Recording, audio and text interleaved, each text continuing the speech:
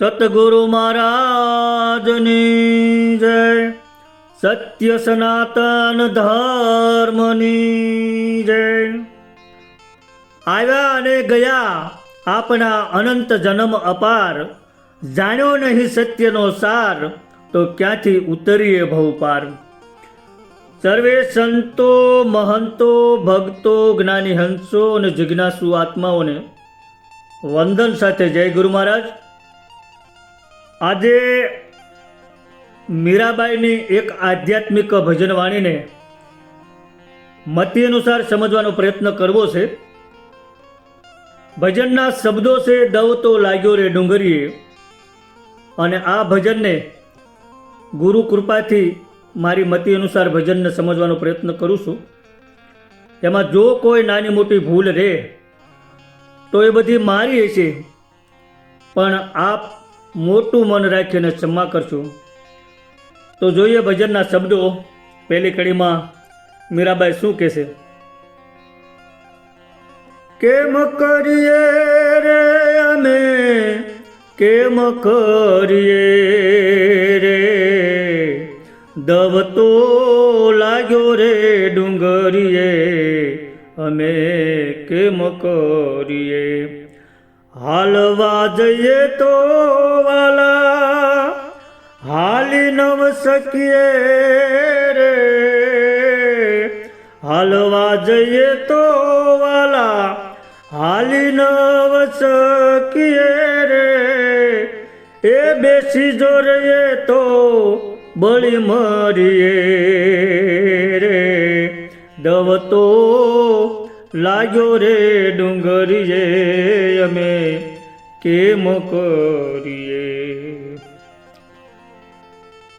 હવે કૃષ્ણ ભક્તિમાં ઘેલી બનેલી મેવાડની મરુભૂમિની એક મહારાણી રાજરાણી મીરાબાઈને જેથી આ સંસાર ખારો લાગ્યો છે ને, ત્યારે આ ભજનવાણી એમના મુખેથી પ્રગટી છે એવું ભજનના શબ્દો ઉપરથી આમ લાગી રહ્યું છે. કારણ કે ભજનની શરૂઆતમાં જ મીઠી મૂંઝવણ વ્યક્ત કરી છે કે કેમ કરીએ રે અમે કેમ કરીએ. મીરાબાઈ કહે છે કે હવે શું કરવું. કોઈ પણ માણસને એક બાજુનું દુઃખ હોય ને ત્યાં સુધી બહુ વાંધો નથી આવતો. શું કામ? કે એક બાજુના દુઃખમાં કોઈ ને કોઈ વિકલ્પ મળી જાય છે, પણ જ્યારે બે બાજુનું દુઃખ હોય ત્યારે મૂંઝવણ થાય છે. મીરાબાઈને પણ અહીં બે બાજુનું દુઃખ છે એવું જણાય આવે છે. એનું કારણ શું છે? તો સંતોને માટે ભૌતિક કારણ તો ગૌણ હોય છે, એનું એટલું બધું દુઃખ નથી હોતું. રાણોજી રંજાડતા હેરાન કરતા એનું દુઃખ તો હતું, પણ એ દુઃખને મીરાબાઈ મન ઉપર નથી લેતા. પણ એમની મૂંઝવણ બીજી પંક્તિમાં કીધી છે કે દવ તો લાગ્યો રે ડુંગરીએ. તો હવે આમાં દવ શું છે અને ડુંગરીઓ શું છે એની પછી વાત કરશું. પણ ડુંગર ઉપર દવ લાગે ને તો શું થાય એની પહેલા ભૌતિક રીતે વાત કરીએ. તો ડુંગર ઉપર દવ લાગે ને ત્યારે એ વધારે ખતરનાક હોય છે. એનું કારણ શું? કે ઊંચાઈ ઉપરથી હવાના ઝપાટાથી એ આગ ઝડપથી પ્રસરે છે અને જીવ માત્રને ભાગવાની તક આપતો નથી. જ્યારે સપાટ ભૂમિ ઉપર લાગેલી આગમાંથી નીકળવાનો અવસર મળી જાય, એટલે ડુંગર ઉપર દવ લાગે એ વધુ દુઃખદાયક હોય છે. પણ મીરાબાઈએ તો અહીંયા રૂપક વાપર્યા છે. હકીકતમાં ડુંગર ઉપર દવ લાગ્યો એવું કંઈ છે નહીં, પણ રૂપક વાપર્યા છે. ડુંગર એટલે આ શરીર અને દવ એટલે જ્ઞાન અને પ્રેમની આગ, જ્ઞાનાગ્નિ અને પ્રેમાગ્નિ, જ્યારે જાગેલા જીવને એટલે કે જ્ઞાનમાં જાગી ગયેલા જીવને પરમાત્માનો પ્રેમ જાગે છે ને, ત્યારે શરીરમાં શેન નથી રહેતું, દેહભાવ ભૂલાઈ જાય છે. અહીં મીરાબાઈ કહે છે કે મારા હૃદયમાં પ્રભુ પ્રેમની એવી આગ લાગી ગઈ છે કે હું મારા દેહનું ભાન ભૂલી જાઉં છું. જેમ કોઈના ઘરમાં આગ લાગે તો શું એ શાંતિથી બેસી શકે? ન બેસી શકે. એમ જ્યારે આત્મા જાગે છે ત્યારે સાધક બેચેન બને છે. પરમાત્માના પ્રેમમાં બેચેન બને એને દવ લાગ્યો કહેવાય. અને સાધકને જ્યારે ગુરુ કૃપાથી નિજ નામનો સ્પર્શ થાય છે ને, ત્યારે ભીતરમાં જ્ઞાન સાથે વિરહની અગ્નિ પ્રગટે છે. અને આ અગ્નિ સામાન્ય નથી, પણ પરમાત્માને પામવાની તીવ્ર ઈચ્છાની અગ્નિ છે. જ્યાં પ્રેમ જાગે ત્યાં પછી સંસાર નિરસ લાગવા માંડે.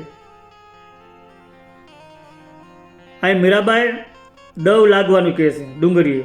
તો દવ એટલે આત્મ જાગૃતિની અગ્નિ. જ્યારે આત્મા જાગે છે ત્યારે શરીર અને મનમાં અશાંતિ થાય છે, મૂંઝવણ થાય છે. કેવી મૂંઝવણ થાય છે એ પછીની કડીમાં કીધું. શું કીધું? કે હાલવા જઈએ તો વાલા હાલી ન શકીએ રે, હાલવા જઈએ તો વાલા એ હાલી ન શકીએ રે, બેસી જ રહીએ તો અમે બળી મરીએ રે, દવ તો લાગ્યો રે ડુંગરીએ રે. હાલવા જઈએ તો હાલી ન શકીએ. મીરાબાઈ એવું શું કામ કહે છે? કારણ કે વૈરાગ લાગતા મન સંસારમાંથી ઉઠી જાય છે. એટલે મીરાબાઈનું મન સંસારમાંથી ઉઠી ગયું છે. એટલે હવે સંસારમાં રહેવું ગમતું નથી. શરીર સંસારમાં એટલે કે જગતમાં છે, પણ મન મીરાબાઈનું પરમાત્મામાં છે. પછી કીધું કે બેસી રહીએ તો બળી મરીએ. તો મીરાબાઈ કહે છે કે હે પ્રભુ, તારા વિના મને શેન નથી. જો હું તને પામવા માટે કશું ન કરું તો પણ અંદરથી તડપું છું. અને આ છે પરમાત્માના વિરહની પીડા. કોઈ પણ સાધકને પરમાત્માનો આ પ્રીતિ જાગે ને ત્યારે વિરહની વેદના થાય છે. સંસારમાં રહે તો મન નથી લાગતું, સાધના કરે તો શાંતિ નથી મળી, અને જો નિષ્ક્રિય થઈ બેસી રહે તો અંદરથી બળે છે. એટલે કહે છે કે બેસી રહીએ તો બળી મરીએ. પણ આ રીતે બળવું એ સાધક માટે બાહ્ય રીતે દુઃખ છે, પણ અંદરથી સુખ છે. કારણ કે આ પરમાત્માના મિલનની નિશાની છે. પરમાત્મા માટેની આ તડપ અને તરસ એ એક દિવસ પરમાત્માને પામવાની નિશાની છે. આત્માને પરમાત્મામાં ગમે ત્યારે મિલાવી દે છે. એટલે આવી પ્રેમ અને જ્ઞાનની આગ લાગે ને ત્યારે પરમાત્માને પામવાનો માર્ગ મળે છે. અને દવ લાગ્યો એનો હાસો અર્થ ગુરુજીએ નિજ નામનો દીવો પ્રગટાવી દીધો. કબીર સાહેબે પણ આવી જ્ઞાન આજ્ઞાની એક વાત કરતા એક ભજનમાં વાણીમાં કીધું છે કે આગ લગી બડી ભારી, ગગન में आग लगी बड़ी भारी, ब्रह्मा जल गए विष्णु जल गए शंकर जटाधारी, गगन में आग लगी बड़ी भारी. હવે ને પછી બીજી કડીમાં શું કહે છે મીરાબેન કે આરે વસ્તીએ નથી ઠેકાણું વાલા, આરે વસ્તીએ નથી રે ઠેકાણું વાલા, પરવસ્તીની પાંખે અમે ફરીએ રે, દવતો લાગ્યો રે ડુંગરીએ અમે કેમ કરીએ. આ પંક્તિમાં મીરાબાઈ કહેશે કે હવે આ દુનિયામાં મન લાગતું નથી. મારું મન તો મારા પ્રભુના લોકમાં જવા માગે છે. અને જ્યારે સાધકને પરમાત્માના પરમ તત્વનો આનંદનો સ્વાદ મળે છે ને, પછી એના દુનિયા ગોઠતી નથી. પછી દુનિયાના બધા સુખ ભોગ ફીકા લાગે છે. આ વસ્તી એટલે આ સંસાર નથી ઠેકાણું, એટલે આ સંસારમાં જીવાત્માને શાંતિ નથી, આસુ આત્મ સુખ નથી. અને પરવસ્તી, તો પરવસ્તી એટલે સતલોક, પરમધામ, એટલે કે જીવાત્માનું મૂળ સ્થાન, મૂળ ઘર. આ વસ્તી એટલે આ જગતમાં રહેવામાં સાર નથી, અસાર છે. તેથી પરવસ્તી એટલે કે પરમાત્માના પરમ ધામમાં જવા ઈચ્છીએ છીએ. જેમ પિંજરામાં પુરાયેલા પક્ષીને ગગનમાં વિહરવાનું મન હોય, એમ જીવાત્મા શરીરમાં રહીને પરમાત્મા તરફ જવા માગે છે. એટલે કીધું કે પરવસ્તીની પાંખે અમે ફરીએ રે, એટલે કે મારી સુરત ઉપર ચડે છે. આ વૈરાગ્યની અવસ્થા છે. અને આ અવસ્થામાં સાધકને દુનિયા પરાય લાગવા માંડે છે. ભજનની પહેલી કડીમાં દવ લાગ્યો, એટલે કે જ્ઞાનમાં જાગૃતિ થઈ. હવે બીજી કડીમાં વસ્તીનું નથી ઠેકાણું, એટલે જ્ઞાન થકી પૂર્ણ વૈરાગ લાગી ગયો. અને વૈરાગ લાગ્યા પછી સંસાર વ્યવહાર બધો ખારો લાગે છે. એટલે આગળ કહેશે કે સંસાર સાગર મહાજળ ભર્યો વાલા રે, આ સંસાર સાગર મહાજળ ભર્યો વાલા, બાહેડી જાલો નિકર બુડી મરીએ રે, દવતો લાગ્યો રે ડુંગરીએ અમે કેમ કરીએ. આ કડીમાં સાધક સદગુરુ અગર તો પરમાત્માને પોકાર કરે છે, વિનંતી કરે છે. શું વિનંતી કરે છે? તો કે બાવડી જાળવા માટે વિનંતી કરે છે. શું કામ વિનંતી કરે છે? તો આ પ્રશ્ન જ વધારે સમજવાનો છે. પરમાત્માને સાધક વિનંતી શું કામ કરે છે એ પ્રશ્ન જ વધારે જાણવાનો છે. હવે આ સંસારને સાગર કીધો છે, અને આધિ, વ્યાધિ અને ઉપાધિ એ ત્રણ પ્રકારના દુઃખથી એ ભરેલો છે. અને એમાંથી બસવું દોયેલું છે. એટલે પરમાત્માને વિનંતી કરે છે કે તમે બસાવો તો અમે બસશું, નહીતર ભટકી જઈશું. પણ આ વાત સામાન્ય માણસ માટે છે. જ્યારે આપણે તો ભજનના સંદર્ભે વાત કરીએ છીએ, એ તો પ્રભુ પ્રેમમાં રંગાઈ ગયેલા મીરાબાઈ માટે છે. એટલે વાત એથી કંઈક ઊંડાણની છે. અહીં સંસાર સાગર એટલે મન માયાનો વિસ્તાર. અને જન્મ મરણનું ચક્કર, આમાંથી ઉગરવા માટે મીરાબાઈ ગુરુજીને વિનંતી કરે છે. શું વિનંતી કરે છે? કે અનેક જન્મોથી આ જીવ જન્મ મરણના ચક્કરમાં ગોથા ખાતો આવ્યો છે. તો હે ગુરુજી, તમે જો બાવડી પકડો તો એમાંથી બચી શકાય એમ છે. જન્મ મરણના ચક્રમાંથી એક હાચા સદગુરુ જ છોડાવી શકે. એટલે મીરાબાઈ સદગુરુને બાવડી ઝાલવા વિનંતી કરે છે કે તમે બાવડી ઝાલશો તો અમે જન્મ મરણના ચક્રમાંથી બચી જઈશું, નહીતર બુડી મરશું. એટલે કે ફરી પાછા જન્મ મરણના ચક્રમાં ફસાઈ જઈશું.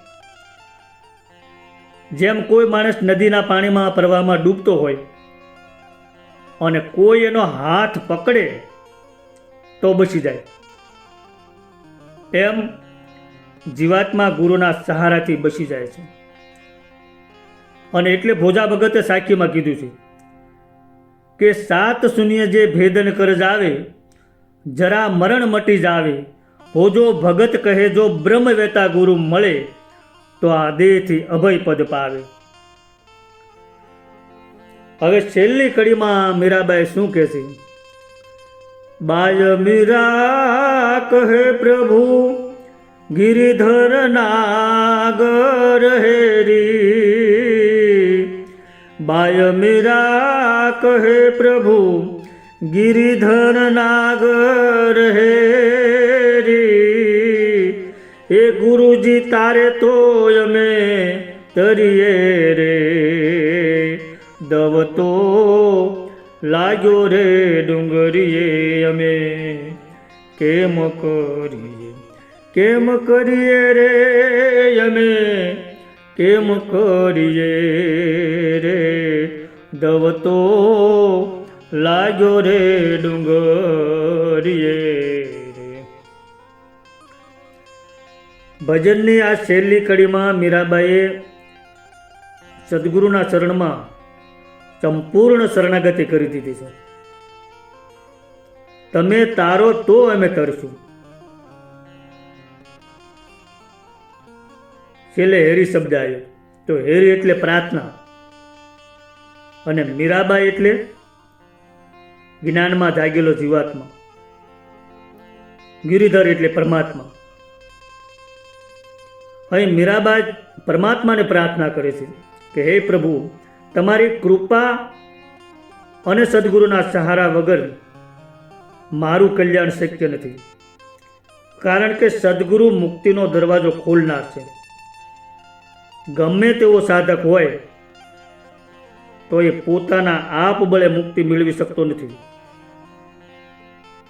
સદગુરુ મહારાજ નિજ નામ આપીને તારણ કરે છે. એટલે જીવાત્મા પ્રાર્થના કરે છે કે હે પરમાત્મા, ગુરુ દ્વારા મળતા નિજ નામના સહારાથી હું આ જન્મ મરણના ચક્રમાંથી પાર થઈ શકું એમ છું. સાધકની આ મિલન પહેલાની અવસ્થા છે અને પછી તો આત્મા પરમાત્મા એ બે એક થઈ જાય છે. આત્મા પરમાત્મામાં લીન થઈ જાય છે. ગુરુજી મુક્તિનો માર્ગ બતાવી દે પછી ગુરુ શિષ્ય પણ એક થઈ જાય છે. આત્મા પરમાત્મા એક થઈ જાય છે. દ્વૈત મટી અને અદ્વૈત સ્વરૂપ બને છે. અને એ જ મુક્તિ છે ને એ જ મોક્ષ છે. અને મુક્તિ મનથી નથી મળતી, બુદ્ધિથી નથી મળતી, પણ ગુરુ કૃપાથી મળે છે. એટલે કીધું છે કે સદગુરુ પૂરણ પારસ મણી, ગુણ નિધિ ગુણ ભંડાર, દિન સેવક પર દયા કરી ઉતાર્યા ભવ પાર, દિન સેવક પર દયા કરી ઉતાર્યા ભવ પાર. સદગુરુ મહારાજની જય.